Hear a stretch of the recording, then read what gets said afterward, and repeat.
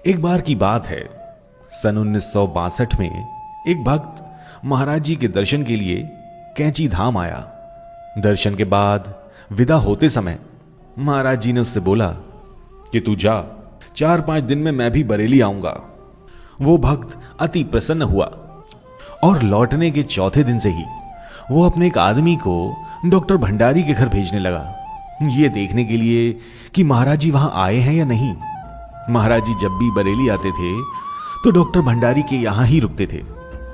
नौकर जाता और देख के आता, परंतु वहां महाराज जी नहीं आए। उस भक्त ने अपने नौकर को कई बार भेजा। नौकर ऊब गया कि अरे महाराज जी तो आए ही नहीं है, आप मुझे बार बार क्यों भेजते हैं।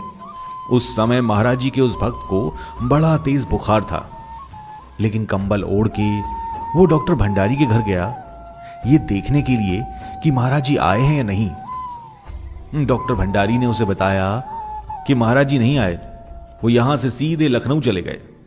महाराज जी का वो भक्त बहुत हताश हो गया और रो पड़ा और मन ही मन कहने लगा कि महाराज जी बरेली क्यों नहीं आए, मैं तो उनका इंतजार कर रहा था। डॉक्टर भंडारी की पत्नी ने उस भक्त को बहुत समझाया, परंतु वो रोता रहा और बाहर जाकर एक बेंच पे बैठ गया और वहीं जाके विलाप करने लगा कि महाराज जी ने तो मुझसे कहा था कि वो मिलने आएंगे और वो नहीं आए। काफी देर तक वहीं बैठा रहा ठंड में।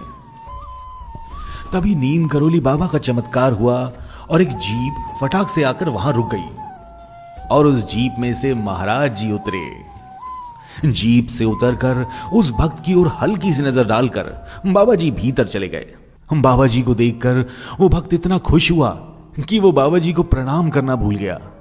तब रामानंद, जो उस जीप का ड्राइवर था, उसने उस भक्त को बताया, अरे भैया, महाराज जी तो फरीदपुर से भी आगे पहुंच चुके थे, परंतु उसके आगे तो गाड़ी बढ़ी ही नहीं, वहीं जाम हो गई और महाराज जी कहने लगे, प्यारे लाल रो रहा है, चलो वापस बरेली। अरे भैया, हम तो 17-18 किलोमीटर दूर से वापस आ रहे हैं। उस भक्त के अंदर की सच्ची पुकार बाबा जी को वापस खींच लाई। सचमुच में भक्त के वश में है भगवान।